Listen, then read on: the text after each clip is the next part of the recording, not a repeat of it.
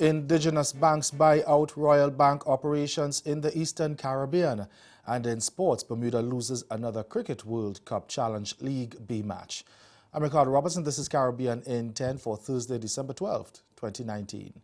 I'll be back with the details after the break. What does CLR teams mean to you? Well, CLR came into my life almost accidentally. I was studying at McGill University for an exam the next day, and someone brought a book over, black covered, for me to give to someone else. And I opened the book and I saw Black Jacobins. I had never heard of the book before.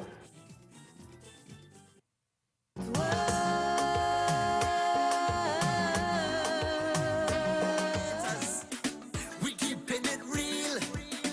We don't need no filters. We do whatever we feel, yeah. Shout out to my hood, but we don't hustle for the money and the food, oh. Yeah, no one ever have. No say we sick. Bonjour.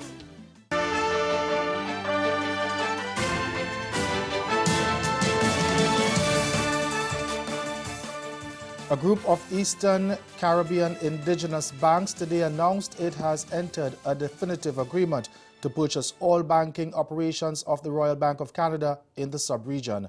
The 5 financial entities participating in the sale are First National Bank St. Lucia Limited, Antigua Commercial Bank Limited, National Bank of Dominica Limited, the Bank of Montserrat Limited, and Bank of Nevis Limited.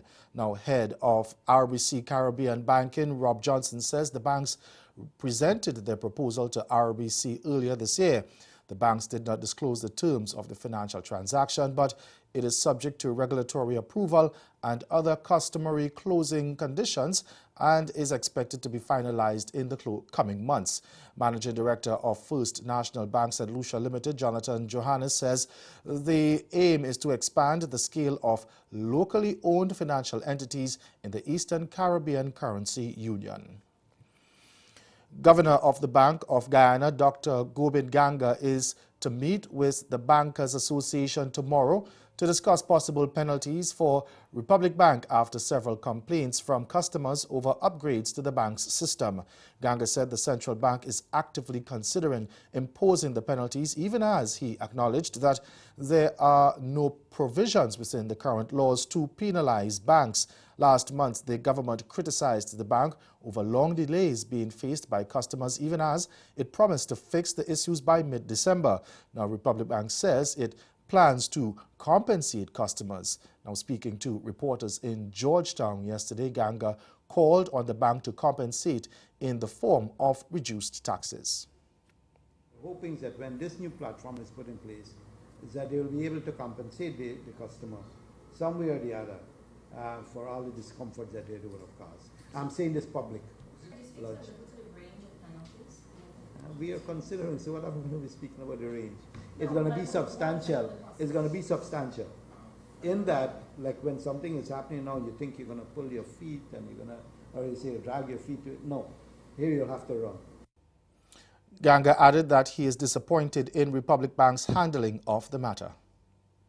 The bank has been in contact with Republic Bank to ensure that they are putting the necessary structure in place. But I should tell you, I mean, they have been very, very slow. The last meeting I had, and speaking to Mr. Amral, who is the CEO in Guyana, is that they are trying their very best. But that very best is still not what we are accepting. And so we are ensuring that they are continuously addressing this issue to make it more, I would say, acceptable to the public. And staying in the financial sector, international credit ratings agency Standard & Poor's has lifted Barbados' currency ratings out of the default zone. S&P has raised its long and short-term foreign currency ratings on the country to B- B from SD, and it has assigned its B- foreign currency issue rating to the foreign currency debt delivered in the exchange. Additionally, it affirmed its B-B long and short-term local currency debt. S&P also issued a stable outlook, saying this balances the government's strong mandate to implement broad fiscal and macroeconomic reforms with the political and economic challenges of doing so. It cautioned that failure to meet fiscal and debt targets over the next year could weaken investor confidence and result in a loss of official capital inflows. However, S&P said it could raise the ratings in the next year if government sticks to its ambitious fiscal targets and reform agenda. Now, the upgrade comes a week after regional credit ratings agency Caribbean Information and Credit Ratings Service Limited, CaribCris, lifted its foreign currency sovereign debt rating out of default territory. And stay with us. Your Midday Sport is next.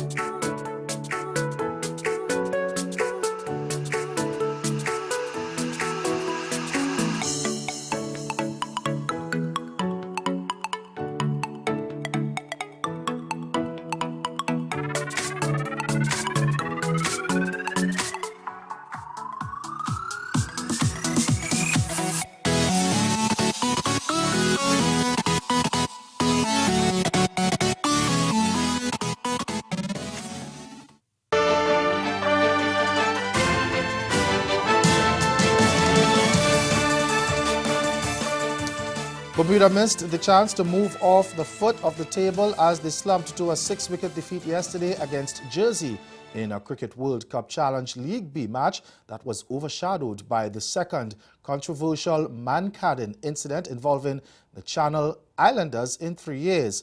The game at the Al Amarat Cricket Ground, Ministry Turf 1, lasted only 42.3 overs in total after Bermuda was skittled out for a paltry 110, slow left-arm bowler Elliot Miles and medium pacer Daniel Birrell doing the bulk of the damage with 4 wickets apiece. Now, with Jersey cruising to victory at 75 for 1 in the 13th over in reply, Onias Bascom man-cadded Ben Stevens, with the batsman clearly not looking to steal an advantage. The term is named after legendary Indian bowler Vinu Mankad, who in 1947 dismissed opposition batsman Bill Brown twice by clipping the bails at the non-striker's end before bowling the ball. Bascom, 3 balls into his second over, completed his delivery stride, watched Stevens leave his ground and nonchalantly removed the bails. The standing umpire had no option but to raise his finger because the man-cad, albeit frowned upon at all levels, let alone in the international arena, is within the laws of the game. And over to football. Bermudan forward Jonte Smith says he is over the moon after finally opening his league account for Cheltenham Town in their 3-0 win away to Mansfield Town in England's League 2 at the weekend. Now, Smith broke the deadlock in the 32nd minute, rising unchallenged to head the ball past goalkeeper Bobby Oljink from a fine Jake Doyle Hayes cross. Smith was one of 3 changes manager Michael Duff made to his matchday squad and took his opportunity by netting his 4th goal for the club. He scored a hat-trick against West Ham United under 21 in the EFL Trophy back in October. Smith played for 6 clubs in 3 different countries since being released by Crawley Town back in 2014. That's Caribbean in 10. Join us again at 6:30 for Caribbean Newsline. Until then, good afternoon.